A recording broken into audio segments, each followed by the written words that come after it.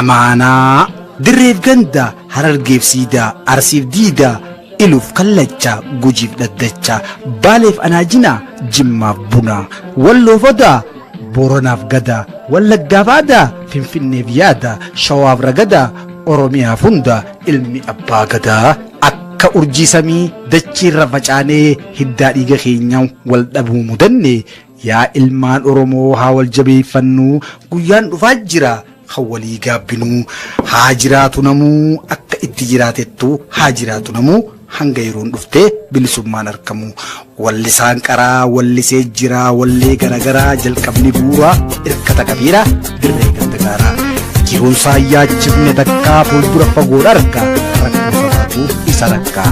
kanaafuu diinni isa yakkaa takkaan itti buusa bakakkaa dhugaan laaleessee wallee gabbaasee ergas wallise abbaan tokkummaa leenci qixxeekumaa afaan qeyroo ganamaa gootaaf qawwee maayikii piiflee darbataa taankii eenyunni mee shakki osoo laallee fakkii xiqqoomee sammuu rakki iddoon dhalootaa dirree dhabakki murteessituu galmee isaanii nutti himee gullallee lafa seenaa akka gaarii beeynaa wayyaa bareeda namaa ergaa keessanii cimaa mataan tokkummaa ilmaan Oromoo tokkummaa kan kiristaanaa fi islaamaa ammallee ittiin beekama hojii gaafa ijoollummaa waa maraaniif gahee qophaabbaan diitee leenci baatu baadam kan fanniin samiifi noo dirree dhaabee leencimaa maggoobanaa goonni dhugaadhaan sabboonummaa sujiin garsiisee walaloo barreessee yadaloo qopheessee gitaara cibsee maayikii diriirsee kaameeraa qabsiisee humna namaa dhiisee goonni godhee garsiisee leenci kophaa wallisee goonni nu boonsee wallisaan wallee qoyni ulullee wallisaa wallee qoyni ulullee ka'ee fincilee goonni falmee lolee barreessaa walaloo uumaa yadaloo gumaachi dirree leenci afran qalloo hojiin isaa dheertuu seenaan isaanii balloo abbaan afaan hedduu wallisaa weedduu artistiin hoo goobanaa hayyuun goota seenaa sodaan beeku jeena oromummaa guddisaa sabboonummaa lalisaa nuhoon hayyuu nuhoon goota nuhoon wallisaa wallee warraayisaa wallee siyaasaa huma dammeessaa miiliina kakaasaa rakkoo gadadoo jiruu sabasaa harkee waa callisaa humnaan dadhabuu booyeen nyakkisaa rabbiis kadhateen illee kadhachiisee oromummaa jiraachisee doktor nuhoo goobanaa ogeessa fayyaati waliin hin gaddaafinaa dhukkuba ersiiti manzuumaanis ni beeynaa allaahumma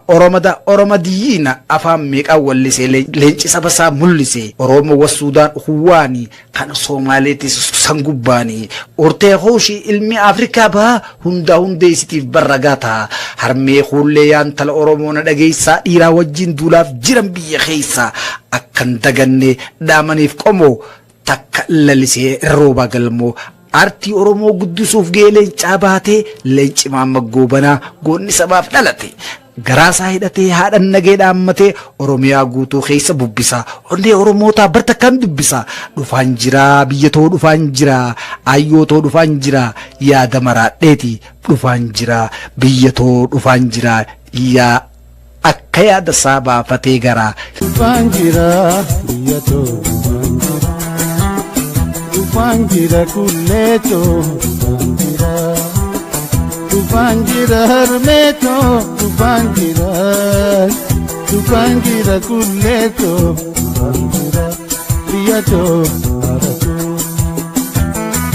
yaa abaa bileekoo yaa abaa bituu galaanii si malee ji'ee bargaraanii aslii Oromoo kutattuu dhugaa jaallan cifraa ayyaantuu dagaa waan isaan diina buusan malaggaa seenaa gaafasii nuwo turagaa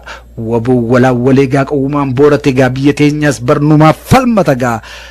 jechuudhaan kakaasee hedduu qabsoo baase leenci falmataan mirgaa ayaa dubbataan dhugaa walleen isaanii ergaa leenci falmataan mirgaa ayaa dubbataan dhugaa walleen isaanii ergaa waaqabanii baga leenci fakkii goobanaa agaa jabuutii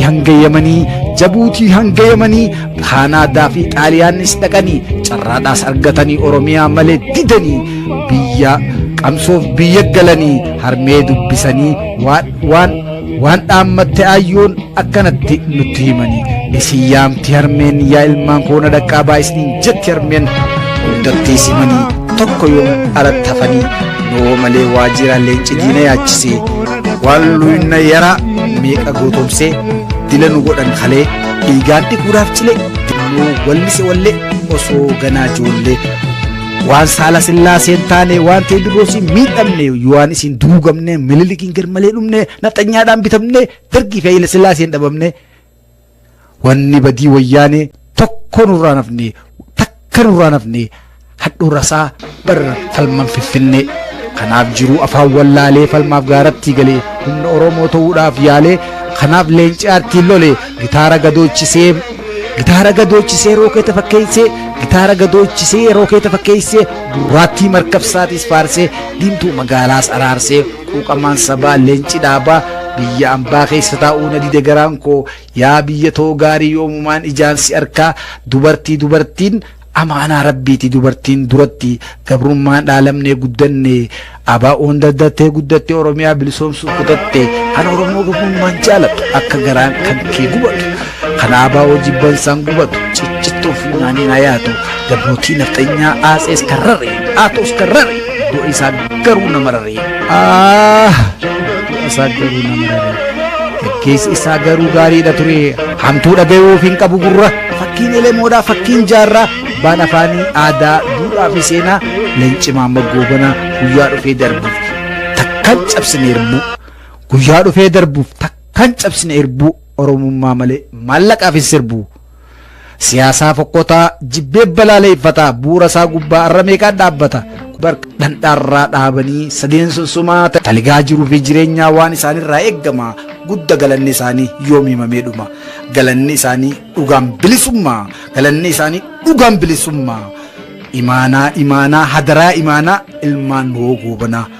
dhaloota sadiinuu qoree arra kan nu biraa taree kunoo nu hundii imaanaa ayaa Nuhoo Goobanaa bara baraan ni